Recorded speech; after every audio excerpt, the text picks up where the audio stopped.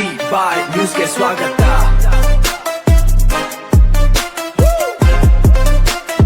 G-By news ಟಿವಿಯ ವಿಶೇಷ ಸುದ್ದಿ ಪ್ರಸಾರಕ್ಕೆ ತಮಗೆಲ್ಲರಿಗೂ ಆತ್ಮೀಯ ಸ್ವಾಗತ.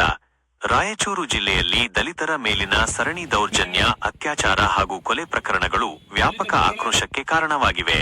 ಇತ್ತೀಚೆಗೆ ನಡೆದ ಸರಣಿ ಘಟನೆಗಳನ್ನು ಖಂಡಿಸಿ ಮಸ್ಕಿಯಲ್ಲಿ ದಲಿತ ಪರ ಸಂಘಟನೆಗಳ ಒಕ್ಕೂಟದಿಂದ ಬೃಹತ್ ಪ್ರತಿಭಟನೆ ನಡೆಸಿ ತಪ್ಪಿತಸ್ಥರ ವಿರುದ್ಧ ಕಠಿಣ ಕ್ರಮಕ್ಕೆ ಆಗ್ರಹಿಸಲಾಗಿದೆ. ಈ ಕುರಿತು ನಮ್ಮ ಪ್ರತಿನಿಧಿ ಎಚ್.ಕೆ. ಬಡಿಗೇರ್ ನೀಡಿದ ವಿಶೇಷ ವರದಿ. ರಾಯಚೂರು ಜಿಲ್ಲೆಯ ವಿವಿಧ ತಾಲೂಕುಗಳಲ್ಲಿ ನಿರಂತರವಾಗಿ ನಡೆಯುತ್ತಿರುವ ದಲಿತರ ಮೇಲಿನ ಅತ್ಯಾಚಾರ, ಕೊಲೆ ಹಾಗೂ ಹಲ್ಲೆ ಪ್ರಕರಣಗಳನ್ನು ಗಂಭೀರವಾಗಿ ಪರಿಗಣಿಸಬೇಕು ಎಂದು ಆಗ್ರಹಿಸಿ ಮಸ್ಕಿಯ ಡಾ. ಬಿ.ಆರ್. ಅಂಬೇಡ್ಕರ್ ಪ್ರತಿಮೆ ಎದುರು ಬೃಹತ್ ಪ್ರತಿಭಟನೆ ನಡೆಸಲಾಯಿತು. ಸಿರವಾರ ತಾಲೂಕಿನ ಹೊಕ್ರಾಣಿ ಗ್ರಾಮದ ದಲಿತ ಯುವತಿ ಅಶ್ವಿನಿ, ಲಿಂಗಸುಗೂರು ತಾಲೂಕಿನ ಕರಡಕಲ್ ಗ್ರಾಮದ ರಾಣೆಮ್ಮ ಹಾಗೂ ದೇವದುರ್ಗ ತಾಲೂಕಿನ ಹದ್ದಿನಾಳ ಗ್ರಾಮದ ದಲಿತ ಮುಖಂಡ ಭೂಮಾನಂದ ಅವರ ಕೊಲೆ ಮತ್ತು ದೌರ್ಜನ್ಯ ಪ್ರಕರಣಗಳನ್ನು ಉಲ್ಲೇಖಿಸಿ ಪ್ರತಿಭಟನಾ ನಿರತರು ಆಕ್ರೋಶ ವ್ಯಕ್ತಪಡಿಸಿದರು. ಬಳಿಕ ಮಸ್ಕಿ ತಹಶೀಲ್ದಾರರ ಮೂಲಕ ಮುಖ್ಯಮಂತ್ರಿ ಹಾಗೂ ಗೃಹ ಸಚಿವರಿಗೆ ಮನವಿ ಪತ್ರ ಸಲ್ಲಿಸಲಾಯಿತು. ಮೌನೇಶ ಮುರಾರಿ, ಮಾಜಿ ಅಧ್ಯಕ್ಷರು, ಮಸ್ಕಿ ಪುರಸಭೆ, ರಾಜಕೀಯ ಪಕ್ಷಗಳ ಗುಲಾಮಗಿರಿಯನ್ನು ಬದಿಗಿಟ್ಟು ಸಮುದಾಯದ ಹಕ್ಕು, ನ್ಯಾಯ ಹಾಗೂ ಸ್ವಾಭಿಮಾನಕ್ಕಾಗಿ ನಾವೆಲ್ಲರೂ ಒಗ್ಗಟ್ಟಿನಿಂದ ಹೋರಾಡಬೇಕಿದೆ. ಪಕ್ಷಪಾತ ಮರೆತು ಸಂತ್ರಸ್ತರ ಪರ ಧ್ವನಿ ಎತ್ತದಿದ್ದರೆ ಸಮುದಾಯದ ಅಸ್ತಿತ್ವವೇ ಸಂಕಷ್ಟಕ್ಕೆ ಸಿಲುಕಲಿದೆ. ದೊಡ್ಡಪ್ಪ ಮುರಾರಿ, ಮಾಜಿ ಜಿಲ್ಲಾ ಪಂಚಾಯತ್ ಸದಸ್ಯರು, ಪೊಲೀಸ್ ಇಲಾಖೆಯ ಬಗ್ಗೆ ಸಾರ್ವಜನಿಕರಲ್ಲಿ ಭಯದ ವಾತಾವರಣ ಕಡಿಮೆಯಾಗುತ್ತಿರುವುದರಿಂದಲೇ ಅಸ್ಪೃಶ್ಯರ ಮೇಲಿನ ದೌರ್ಜನ್ಯಗಳು ಹೆಚ್ಚುತ್ತಿವೆ. ದಾನಪ್ಪ ಸಿ. ನೀಲೋಗಲ್, ಹಿರಿಯ ಸಾಹಿತಿ, ಸಂವಿಧಾನ ವಿರೋಧಿ ಚಟುವಟಿಕೆಗಳಲ್ಲಿ ತೊಡಗುವವರಿಗೆ ಕಠಿಣ ಶಿಕ್ಷೆಯಾಗಬೇಕು. ಅತ್ಯಾಚಾರ ಮತ್ತು ಕೊಲೆಯಂತಹ ಗಂಭೀರ ಅಪರಾಧಗಳಿಗೆ ಗರಿಷ್ಠ ಶಿಕ್ಷೆ ವಿಧಿಸಿದಾಗ ಮಾತ್ರ ಕಾನೂನಿನ ಭಯ ಮೂಡಲು ಸಾಧ್ಯ. ಬಿ. ತಿಕ್ಕಯ್ಯ ಬಳಗಾನೂರ, ಮೌನೇಶ ದೊಡ್ಡಮನಿ ಹಾಗೂ ಹನುಮಂತಪ್ಪ ವೆಂಕಟಾಪೂರು. ಜಿಲ್ಲೆ 10 ದಿನಗಳಲ್ಲಿ 3 ದಲಿತರ ಸಾವು ಸಂಭವಿಸಿರುವುದು ಕಾನೂನು ಸುವ್ಯವಸ್ಥೆಯ ವೈಫಲ್ಯಕ್ಕೆ ಹಿಡಿದ ಕನ್ನಡಿಯಾಗಿದೆ. ಜಿಲ್ಲಾ ಪೊಲೀಸ್ ವರಿಷ್ಠಾಧಿಕಾರಿಗಳನ್ನು ತಕ್ಷಣವೇ ಅಮಾನತುಗೊಳಿಸಬೇಕು ಎಂದು ಒತ್ತಾಯಿಸಿದರು. ಮಲ್ಲಪ್ಪ ಎಸ್. ಗೋನಾಳ, ಡಿಎಸ್ಎಸ್ ಜಿಲ್ಲಾಧ್ಯಕ್ಷರು, ಗೃಹ ಸಚಿವರು ತಕ್ಷಣವೇ ರಾಯಚೂರು ಜಿಲ್ಲೆಗೆ ಭೇಟಿ ನೀಡಿ ವಾಸ್ತವಸ್ಥಿತಿ ಪರಿಶೀಲಿಸಬೇಕು ಎಂದು ಆಗ್ರಹಿಸಿದರು. ಪ್ರತಿಭಟನಾಕಾರರ ಪ್ರಮುಖ ಬೇಡಿಕೆಗಳು: ಹೊಕ್ರಾಣಿ, ಕರಡಕಲ್ ಹಾಗೂ ಹದ್ದಿನಾಳ ಪ್ರಕರಣದ ಆರೋಪಿಗಳನ್ನು ತಕ್ಷಣ ಬಂಧಿಸಬೇಕು. ಪ್ರಕರಣಗಳ ತನಿಖೆಗೆ ವಿಶೇಷ ತನಿಖಾ ತಂಡ ಎಸ್ಐಟಿ ರಚಿಸಬೇಕು ಅಥವಾ ಸಿಬಿಐ ತನಿಖೆಗೆ ವಹಿಸಬೇಕು. ರಾಣೆಮ್ಮ ಅವರ ಸಾವಿನ ನಿಜವಾದ ಕಾರಣವನ್ನು ಮರಣೋತ್ತರ ಪರೀಕ್ಷೆ ಹಾಗೂ ವೈದ್ಯಕೀಯ ವರದಿಗಳ ಮೂಲಕ ಬಹಿರಂಗಪಡಿಸಬೇಕು. ಸಂತ್ರಸ್ತ ಕುಟುಂಬಗಳಿಗೆ ತಕ್ಷಣ ಸರ್ಕಾರಿ ಪರಿಹಾರ, ಪುನರ್ವಸತಿ ಮತ್ತು ಸೂಕ್ತ ಪೊಲೀಸ್ ರಕ್ಷಣೆ ಒದಗಿಸಬೇಕು. ತನಿಖೆಯಲ್ಲಿ ಕರ್ತವ್ಯಲೋಪ ಎಸಗಿದ ಅಧಿಕಾರಿಗಳ ವಿರುದ್ಧ ಶಿಸ್ತು ಕ್ರಮ ಕೈಗೊಳ್ಳಬೇಕು. ಅಶ್ವಿನಿ, ರಾಣೆಮ್ಮ ಹಾಗೂ ಭೂಮಾನಂದ ಅವರ ಕುಟುಂಬಗಳು ಇಂದು ನ್ಯಾಯಕ್ಕಾಗಿ ಸರ್ಕಾರದ ಹಾದಿ ಕಾಯುತ್ತಿವೆ. ಅಶ್ವಿನಿಗೆ ನ್ಯಾಯ ಸಿಗಬೇಕು, ರಾಣೆಮ್ಮಗೆ ನ್ಯಾಯ ಸಿಗಬೇಕು, ಭೂಮಾನಂದ ಕುಟುಂಬಕ್ಕೆ ನ್ಯಾಯ ಸಿಗಬೇಕು ಎಂಬುದೇ ಮಸ್ಕಿಯ ದಲಿತ ಪರ ಸಂಘಟನೆಗಳ ಒಕ್ಕೂಟದ ಗಟ್ಟಿ ಧ್ವನಿಯಾಗಿದೆ. ನ್ಯಾಯ ಸಿಗುವವರೆಗೆ ಈ ಹೋರಾಟ ಮುಂದುವರಿಯಲಿದೆ ಎಂದು ನಾಯಕರು ಎಚ್ಚರಿಸಿದ್ದಾರೆ. ರಾಯಚೂರಿನಿಂದ ನಮ್ಮ ಪ್ರತಿನಿಧಿ ಎಚ್.ಕೆ.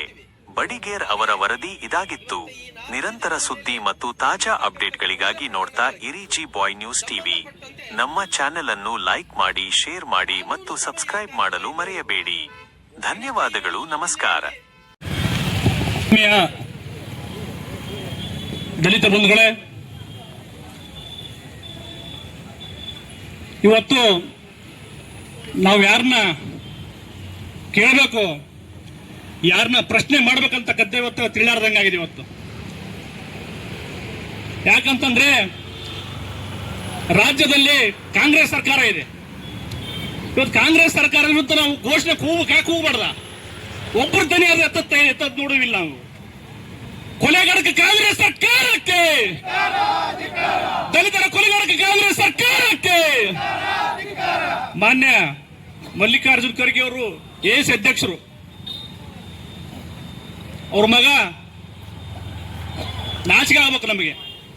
ರಾಜ್ಯ ಸರ್ಕಾರದ ಹೋಮ್ ಮಿನಿಸ್ಟರು, ಪ್ರಬಲ ಖಾತೆ, ಇಲ್ಲಿ ಸಾಯಿಸಕತ್ತಾರ. ಇಲ್ಲಿ ಹಳ್ಳಿಗಳಲ್ಲಿ ನಮ್ಮನ್ನು ಕೊಲ್ಲಕತ್ತಾರ, ಕೊಲೆ ಮಾಡಿದ್ರು ಕೊಲೆ ಮಾಡಕತ್ತಾರ. ಇದನ್ನ ಯಾರು ಕೇಳ್ಬೇಕು? ಹೋಮ್ ಮಿನಿಸ್ಟರ್ ನಮ್ಮವರಿದ್ದಾಗ ಅವರಲ್ಲೇ ಟೀಕೆ ಮಾಡ್ಕೊಂತ, ರಾಷ್ಟ್ರೀಯ ಮಟ್ಟದ ಟೀಕೆ ಮಾಡ್ಕೊಂತ ಅವರು ಕಾಲಹರಣ ಮಾಡ್ತಾರ. ಸ್ವಲ್ಪ ಈ ಕಡೆ ಹಳ್ಳಿ ಕಡೆ ತಿರುಗಿ ನೋಡ್ರಿ, ಈ ಉತ್ತರ ಕರ್ನಾಟಕ ತಿರುಗಿ ನೋಡ್ರಿ.